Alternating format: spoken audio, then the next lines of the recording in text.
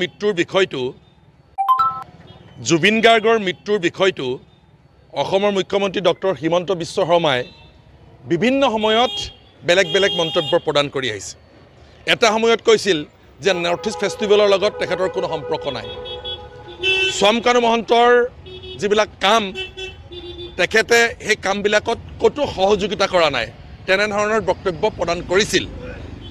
অতি শেহতীয়াভাৱে ছিংগাপুৰৰ উচ্চ আয়ুক্তই দিয়া এখন চিঠি, যিখন চিঠিত মুখ্যমন্ত্ৰী ডক্টৰ হিমন্ত বিশ্ব শৰ্মালৈকে লিখিছিল, তাত কোৱা হৈছিল যে নৰ্থ ইষ্ট ফেষ্টিভেলৰ মালিক সোমকানু মহন্ত যাব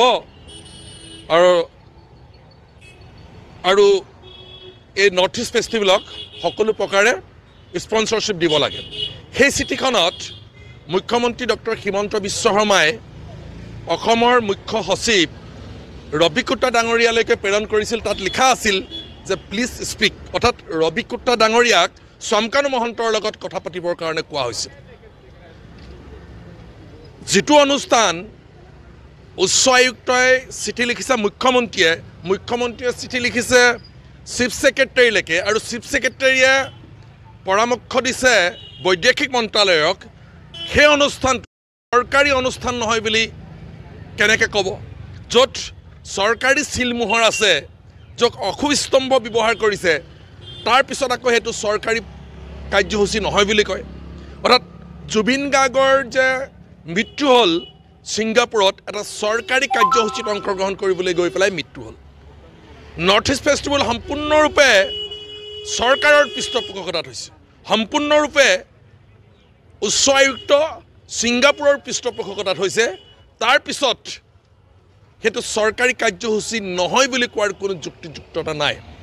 গতিকে আজি যেনেধৰণে সোমকানু মহন্ত দায়ী, সিদ্ধাৰ্থ শৰ্মা দায়ী, ঠিক তেনেধৰণে অমিত প্ৰভা বা শেখৰজ্যোতি গোস্বামী দায়ী, একেধৰণে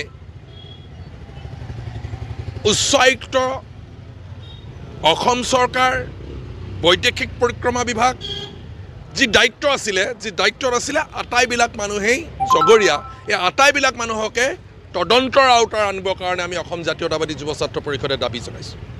এজনীয়া যি ন্যায়িক আয়োগ, সেই ন্যায়িক আয়োগে এই আটাইবিলাক বিভাগৰ যি দায়িত্বত আছিলে সংশ্লিষ্ট বিষয়া, সেইসকলক বা ইয়াৰ মুৰব্বীসকলক